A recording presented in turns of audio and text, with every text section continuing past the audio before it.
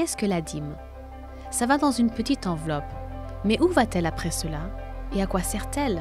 Voici comment fonctionne la dîme.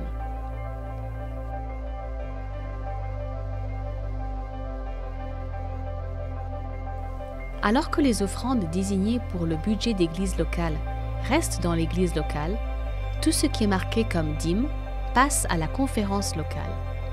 Imaginons qu'une personne ait mis 100 $ dans une enveloppe de dîme. Où va cet argent? De chaque 100 $, environ 77 $ et 20 cents restent à la conférence locale. Environ 9 $ vont à l'Union, environ 13 $ vont à la division nord-américaine et à la conférence générale, et un peu moins de 1 $ va vers l'assistante spéciale qui aide à soutenir les conférences qui ont besoin de soutien financier. Mais ça, c'est seulement une partie de l'histoire, car les unions, divisions et la conférence générale rendent une partie assez significative de cet argent directement et indirectement aux conférences sous forme de crédits, subventions, ressources et services. Donc, quand nous parlons des 9 $ qui vont à l'Union et des 13 $ qui vont à la division et à la conférence générale, ça ne reste pas là. Une grande partie de cet argent est réaffectée à travers l'Église en fonction des besoins et fournit des services importants qui seraient inabordables par les conférences individuellement. Voici où va l'argent qui ne reste pas dans la conférence locale. La conférence générale et la division nord-américaine conservent un total d'environ 10%.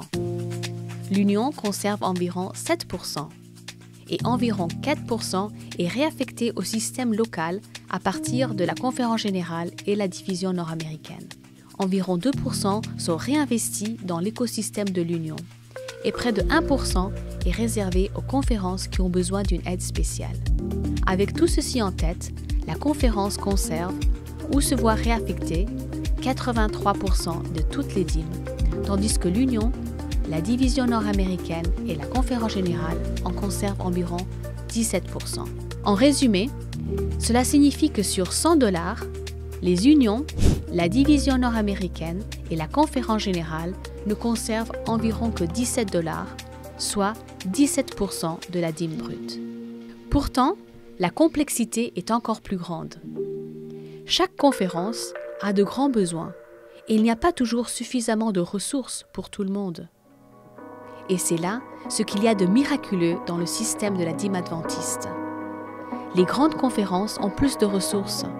Elles ont donc tendance à assumer une plus grande responsabilité pour soutenir l'Église dans son ensemble et fournir une assistance à d'autres conférences qui ont moins de moyens financiers. Les conférences de taille moyenne et les grandes, du fait qu'elles disposent de plus de ressources, conservent ou reçoivent en retour en moyenne entre 80% et 85% de leurs dîmes. Les conférences plus petites et moins aisées financièrement conservent ou reçoivent généralement entre 90 et 95% de leurs dîmes. Dans quelques cas plus extrêmes, certaines conférences reçoivent en fait plus d'aide financière que ce qu'elles ont envoyé, ou plus de 100%. Alors, comment sont dépensés les 17% de dîmes retenus par l'Union, la division et la conférence générale? L'explication prendrait longtemps, mais voici quelques-unes des façons dont ce montant est dépensé.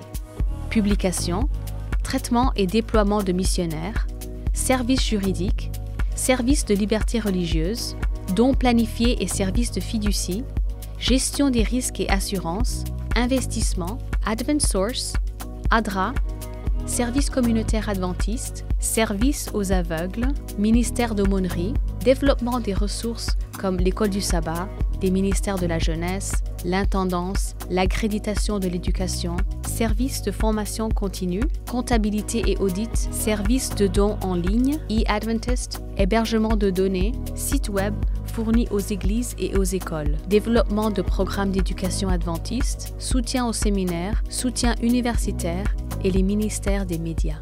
Encore une fois, cela ne représente qu'une partie de la façon dont les unions, les divisions et la conférence générale distribuent les 17%, mais tous ces services profitent à la conférence et à l'église locale.